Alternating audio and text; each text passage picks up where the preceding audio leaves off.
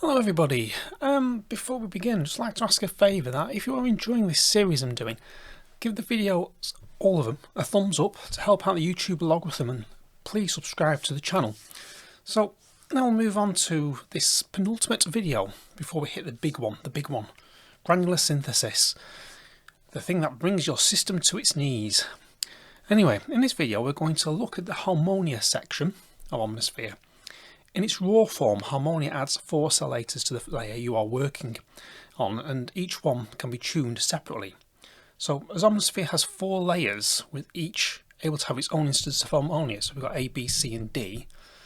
So we've got 4 in each one, 4 4s, there's 16 additional oscillators per map patch.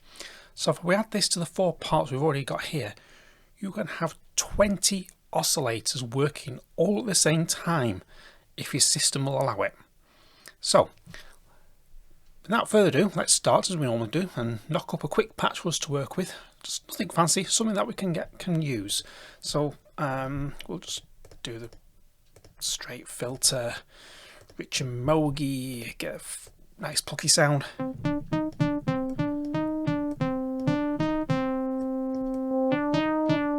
of resonation. That will do. The only reason why I go for a pluck sound is because it helps when you're speaking, because the sound's not going all the time when I release the key, whereas if I do a pad, reverb, etc. release, it keeps going on. I'm trying to still talk, and sometimes it can drown out what I'm trying to say. So let's go to the Harmonia section. It's labelled the HRM bit, so you just click on that and we press the power button. So if we play a note, straight away you hear the effect. So it's only got 2 voices engaged at the moment, and we can add more up to the maximum of 4 by clicking on these numbered buttons here. So that activates channel 3, well, not channel 3, voice 3, voice 4.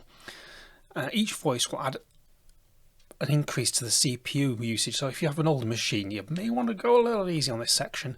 You probably get away with it with one part, but when you bring on another, you might start bringing it to its knees, so just be careful.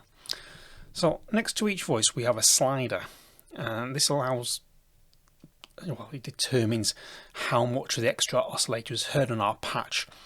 So what we're talking about here is if I just set that to an octave, I'll turn that one off. See, it goes quieter.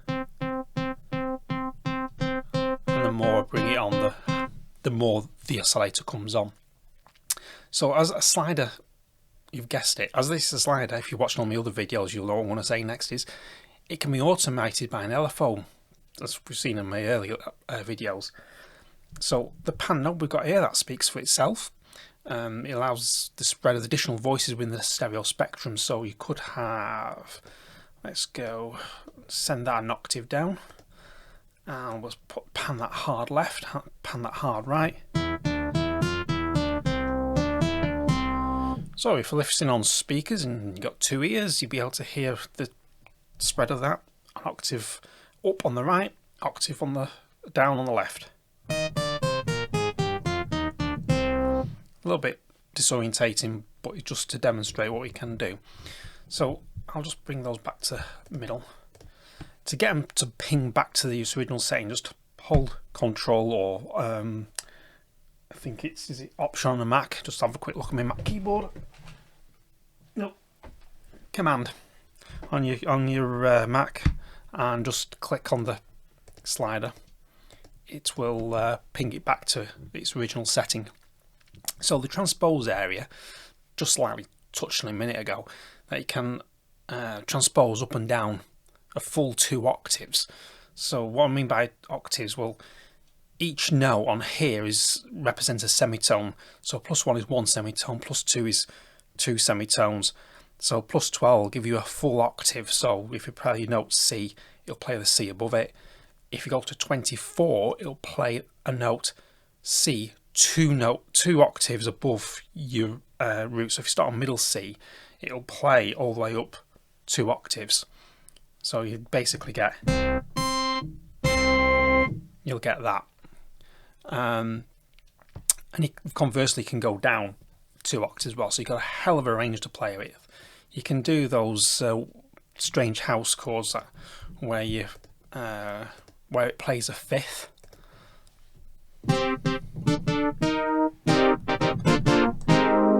So you can do those house chords where you got a fifth in there, so you can all do it on one note if you want. So there we go. So these, when you change these things here, it doesn't affect your main oscillator on this page here. It doesn't affect this at all. It only affects what's in the Harmonia section.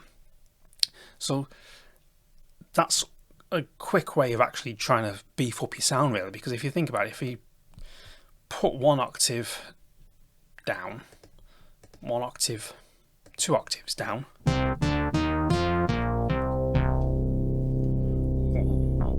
that's a nice growly bass, that.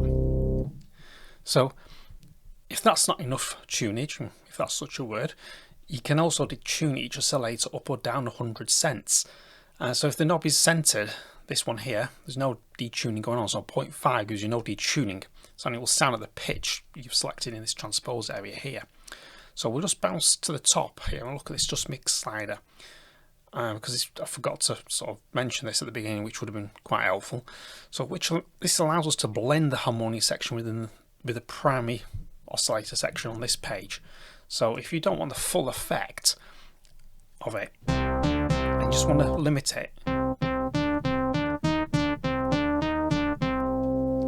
and yet again, if you right click on it, you can modulate it with an LFO.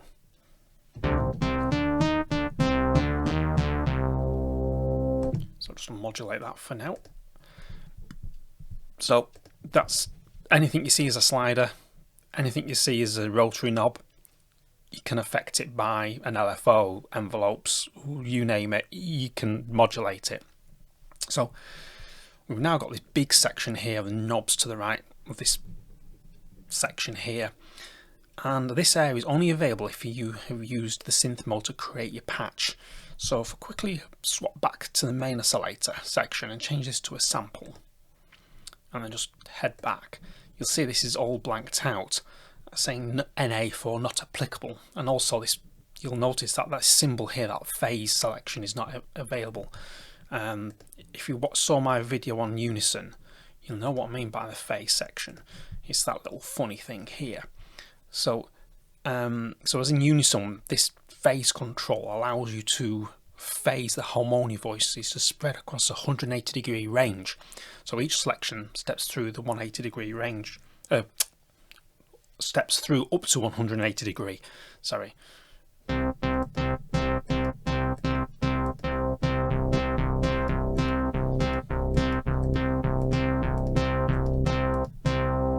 So you can do that, and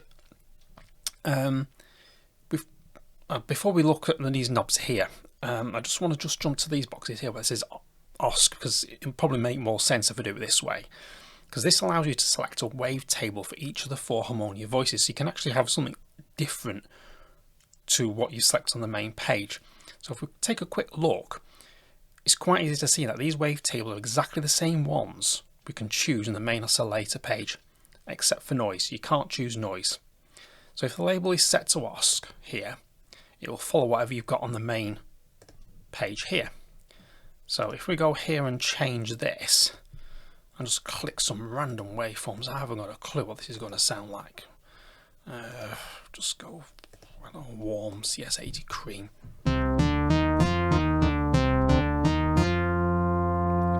Better still, let's not do a saw, because I tell you what, solid German. See, it's just a little bit tonal difference. And so if you look now and think, hang on, these are related to the oscillators on the first page in the sense we've got the same selection, it'll make more sense that you've got shape, symmetry and sync is exactly what you've got on the first page.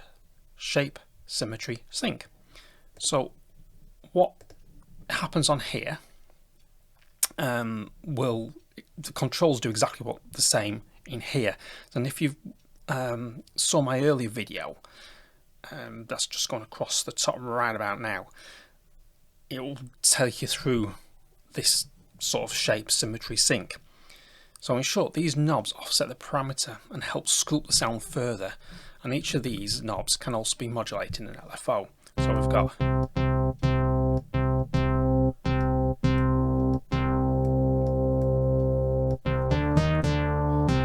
just a little tweak there, and you can straight away hear a subtle shift in the sound.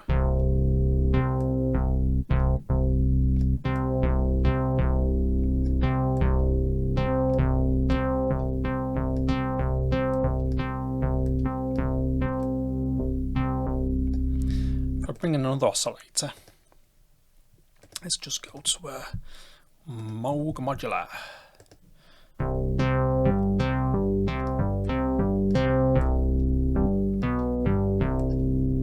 I'll just go up an octave.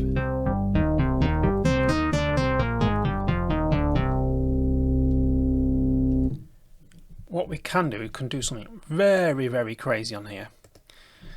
And as we can be crazy, let's go for crazy. So if I just say copy part, oops, paste part, I think, has it worked? Nope, I did it wrong. It's not copy part at all. It's a copy layer, paste layer, paste layer, paste layer. We now have engaged all 20 oscillators I was talking about for an absolutely humongous sound.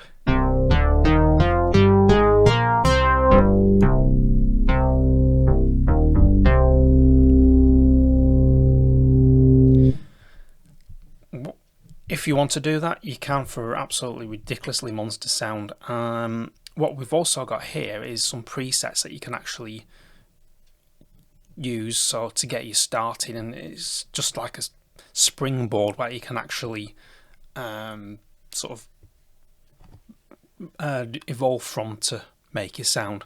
I won't go through these because you can play with them with yourself. So what we did was always finish with a patch that I cooked up using the techniques and methods that we've explored so far.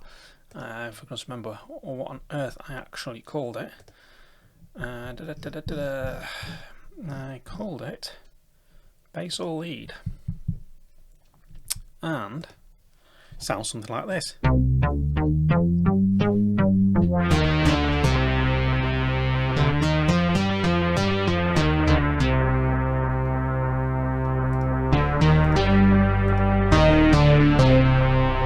that is one big fat sound.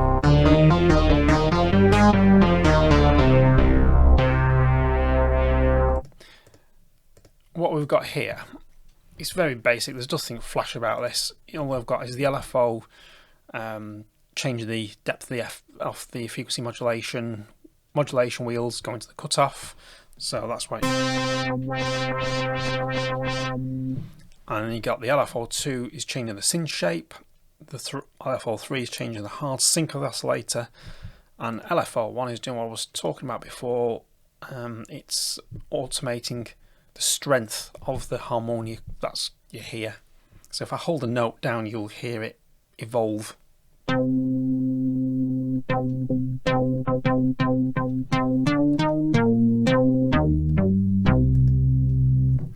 So there we go. And this brings this part to a close. And if you found this video helpful, give it a thumbs up and subscribe to the channel, and I'll catch you in the next one.